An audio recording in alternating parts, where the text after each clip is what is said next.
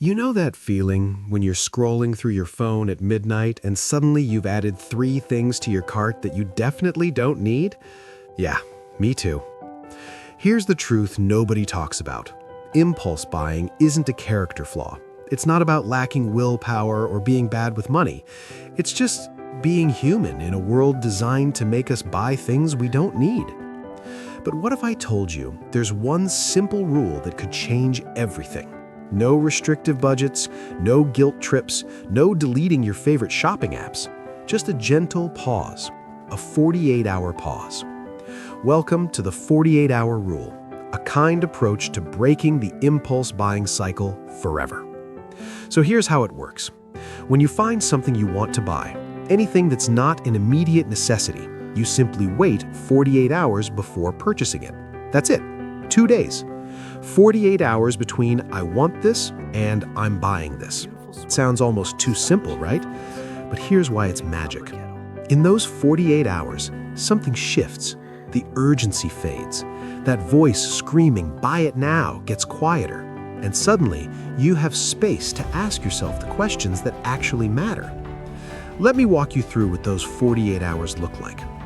Hour 1. You found something beautiful. Maybe it's a cozy sweater or new headphones or that kitchen gadget everyone's talking about. Your heart does a little flutter. You want it, and that's completely okay. Instead of clicking buy now, you do something different. You add it to a special wish list. I call mine the waiting room. Could be a note in your phone, a Pinterest board, a bookmark folder, whatever feels right to you. Then you write down 3 things: what it is, how much it costs, and most importantly, how you're feeling right now. Excited? Stressed? Bored? Sad? Just notice it. No judgment. Hours 2 through 24. This is where the magic quietly begins. You go about your life, make dinner, talk to friends, watch the sunset, sleep. The thing you wanted, it's still there in your waiting room, patient and waiting. You might think about it occasionally. You might even open the app and look at it again. That's normal, but you don't buy it. You're just letting it sit. Like tea steeping, like bread rising. Some things need time. Here's what's happening beneath the surface. Your brain is processing.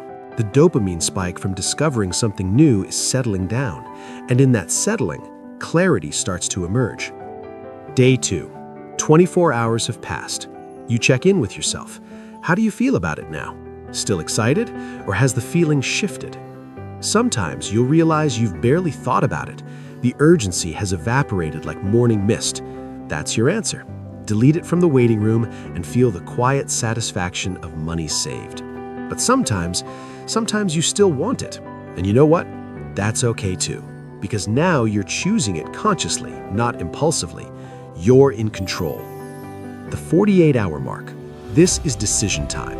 You look at the item one more time and you ask yourself 3 gentle questions. First, do I still want this as much as I did 2 days ago? Be honest. If the answer is no, or even I'm not sure, that's a no. Second, can I afford this without stress? Check your budget. Will buying this mean anxiety later? Will it affect your savings goals or upcoming bills? If yes, it's not the right time. Third, where will this fit in my life? Not just physically, though that matters, but emotionally, practically. Will you actually use it? Does it align with the life you're building? If all 3 answers feel good, truly good, then buy it. Enjoy it. You've earned this through patience and self-awareness. But here's the beautiful part. Most of the time, the answer will be no. And it won't feel like deprivation.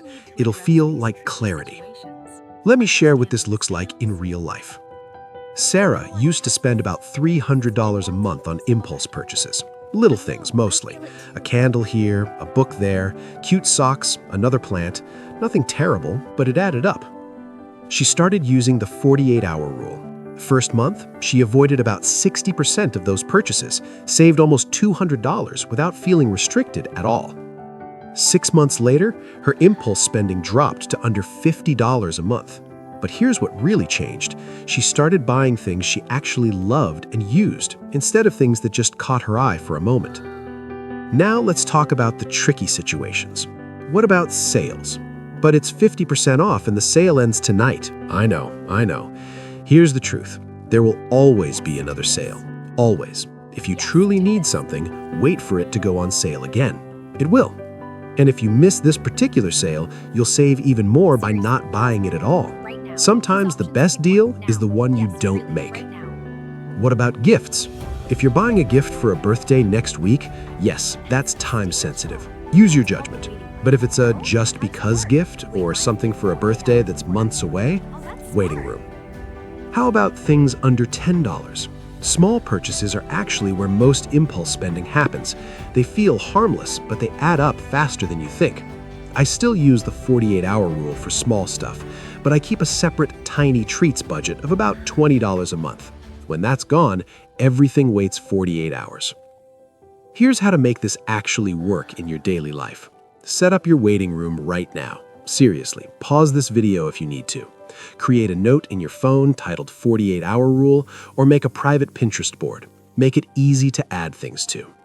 When you add something, include the price. Seeing the numbers add up is powerful. At the end of each month, total up everything you didn't buy. That's money that stayed in your account. Tell someone about your new rule. A friend, a partner, your mom. Accountability helps. Plus, they might join you. And finally, be gentle with yourself.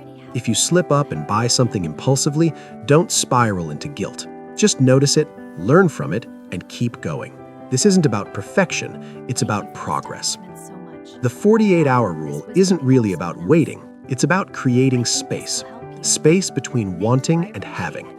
Space to breathe. Space to choose. In a world that's constantly screaming, buy now, buy more, buy faster, choosing to pause is a radical act of self-care. It's saying, I respect myself enough to make conscious choices. I respect my future enough to protect it. I respect my money enough to spend it intentionally. Your challenge, if you're ready, try this for just 1 month. Put every non-essential purchase in your waiting room for 48 hours. Track what you don't buy. Notice how it feels. I think you'll be surprised, not just by how much money you save, but by how much calmer you feel, how much more in control, how much freer. Because here's the secret they don't want you to know. You don't need most of the things you think you need.